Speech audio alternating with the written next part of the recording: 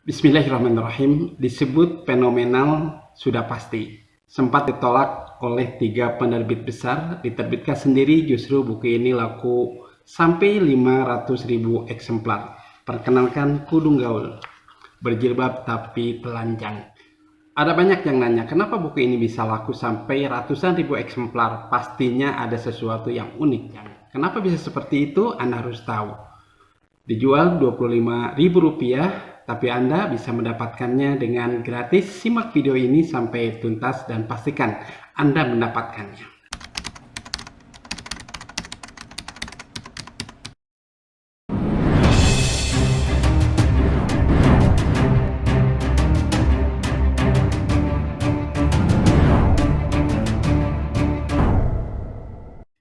Wanita dianugerahi raga istimewa, karena itu Islam memperlakukan secara istimewa. Bagi mereka ada dua pilihan, menjadi sebaik-baiknya perhiasan atau seburuk-buruknya fitnah. Bahkan Islam menyebutnya mata'un atau perhiasan. Layaknya sebuah perhiasan tentu saja sangat menarik dan menggoda.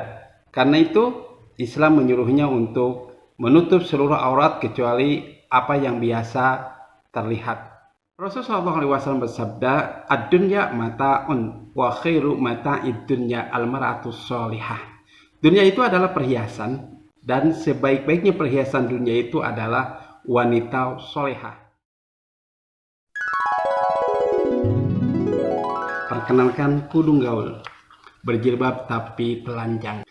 Ada banyak yang nanya, kenapa buku ini bisa laku sampai ratusan ribu eksemplar? Pastinya ada sesuatu yang unik. Coba cek judulnya saja, Kudung Gaul.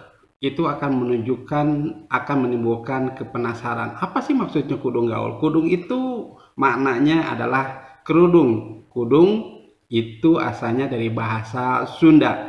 Cuma saya buat anak judul berjilbab tapi telanjang. Sudah bisa ditebak bahwa maksud dari judul di atas adalah membahas mengenai jilbab, bukan tentang kerudung atau khimar saja. Buku ini terdiri dari 6 bab, akan saya ulas secara singkat dari tiap bab itu. Bab pertama seperti yang saya jelaskan tadi, yaitu menjelaskan tentang kudung gaul itu sendiri. Apa maksud kudung gaul, apa yang dimaksud dengan kerudung, apa yang dimaksud dengan himar, dan ada bahasan-bahasan lain yang lebih terperinci, bisa Anda baca sendiri di bukunya. Bab pertama ini intinya menjelaskan tentang fenomena yang terjadi, kenapa terjadi kudung gaul, apa penyebabnya, kemudian apa solusinya. Bab kedua diberi judul Kudung Gaul dan Fenomena Pemujaan Tubuh, bahwa awal terjadinya kudung gaul itu adalah bermuara dari pemikiran liberal yang dibawa oleh orang-orang yang sempat mengenyam pendidikan di dunia barat. Seolah-olah semakin telanjang, wanita itu semakin maju, semakin modis, itu semakin telanjang. Kalau ketelanjangan itu adalah kemajuan, pastinya binatang lebih maju. Sebagian wanita muslimah yang pemikirannya sudah terdistorsi, bahkan ada yang berpikir bahwa untuk apa berjilbab? Lebih baik jilbabin saja hati. Allah Subhanahu wa taala dalam Al-Qur'an menjelaskan tentang tatanan kehidupan seorang muslimah dengan jilbabnya, bukan menutup hatinya. Memang berjilbab itu belum tentu menunjukkan akhlak yang baik, tapi seorang yang berakhlak baik sudah pasti dia berjilbab. Juga seorang yang berjilbab belum tentu menunjukkan keimanannya, tapi wanita yang beriman sudah pasti dia berjilbab. Seorang yang berjilbab itu belum tentu dia terlepas dari banyak dosa. Tapi dengan berjilbab, seorang wanita muslimah sudah menghindari dosa besar, yaitu membuka aurat. Sementara mereka yang merasa bahwa jilbab itu justru tidak menjadi jaminan untuk orang berdosa sehingga dia merasa mendingan terbuka saja, maka dosanya berlipat-lipat. Ya sudah bisa jadi berbuat buruk, ya sudah juga tidak berjilbab. Maka di bab kedua ini dengan jelas diungkapkan bahwa ketika tubuh menjadi pusat kesadaran, maka tubuh akan menjadi tempat pemujaan baru. Ketika wanita menjadi insecure dengan tubuhnya, seolah-olah bahwa Allah Subhanahu wa taala menciptakan tubuhnya itu tidak sesempurna yang dia inginkan. Padahal apa yang ada yang dimiliki sekarang itu adalah sebuah keistimewaan luar biasa. Karena itu Islam menginginkan wanita dijaga sebaik-baiknya, maka Islam mengajarkan kepada umatnya agar laki-laki menjaga pandangan dan wanita menutup seluruh tubuhnya kecuali yang dikecualikan. Di bab ketiga, buku ini menjelaskan ancaman orang yang berjilbab tapi telanjang. Rasulullah SAW bersabda, "Nisaun kasiyatun ariyatun mumilatun."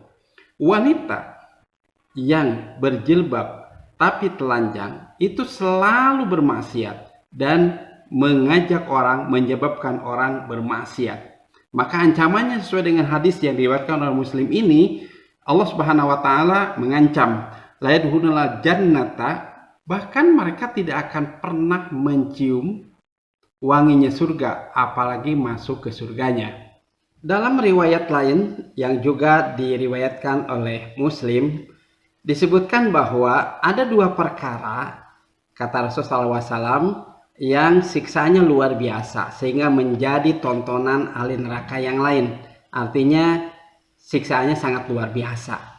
Rasulullah SAW menjelaskan yang pertama adalah pimpinan yang dolim atau pemimpin yang mengkhianati kepercayaan dari rakyat. Yang kedua adalah justru itu tadi, yaitu wanita yang berjilbab tapi telanjang, yang selalu bermaksiat dan menyuruh orang bermaksiat. Hadis ini sepertinya ingin mengungkapkan bahwa jangankan tidak berjilbab, berjilbab pun jika tidak sesuai dengan tatanan syariat, maka hadis ini menjadi dalil bahwa itu sangat terlarang dalam Islam. Kemudian muncul pertanyaan, loh kan sekarang ini zaman modern, semuanya perlu modis atau ya direkayasa agar menarik. Islam tidak pernah melarang mengembangkan model pakaian tertentu. Maka di bab ini dijelaskan bagaimana harusnya modis atau mode tidak melanggar aturan syariat Islam. Silakan. Di bab keempat, buku ini mengulas secara khusus jilbab yang disyariatkan, tidak dibahas secara terperinci dengan dalil-dalilnya. Anda bisa baca sendiri nanti di bukunya. Yang pertama, harus menutup seluruh tubuh kecuali yang biasa nampak, yaitu muka dan telapak tangan. Ingat, kaki itu masuk aurat yang harus ditutup. Selanjutnya, pakaian yang dipakai atau pakaian jilbab itu tidak boleh tipis sehingga menerawang. Kemudian tidak menunjukkan lekuk-lekuk tubuh, dalam arti harus longgar. Syarat-syarat yang lain silakan baca sendiri di buku ini. Saya jelaskan dengan dalilnya secara terperinci. Anda harus mendapatkannya karena untuk saat ini saya akan bagikan secara gratis. Silahkan subscribe, komen, kemudian nyalakan loncengnya, kirim WhatsApp ke nomor yang ada di bawah.